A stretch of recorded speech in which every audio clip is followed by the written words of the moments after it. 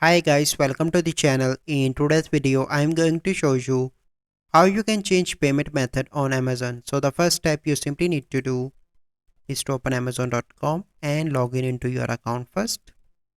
So I already log in my account. Then you need to click on your name here, and here you need to click on account, and this window will open, and then you need to click on your payments, and here you need to click on add a payment method. You can see different options: Amazon store card, personal checking accounts, credit or debit card, FS or HSA cards. So I want to add my credit or debit card. You need to click here add a credit or debit card, and on this window you need to add your card number, name on your account, your expiration date on the card, your security code, and click on add your card.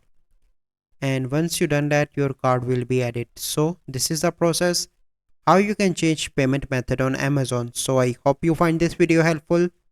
If you find this video helpful, must like this video, subscribe to our YouTube channel for future videos. We'll see you in the next video.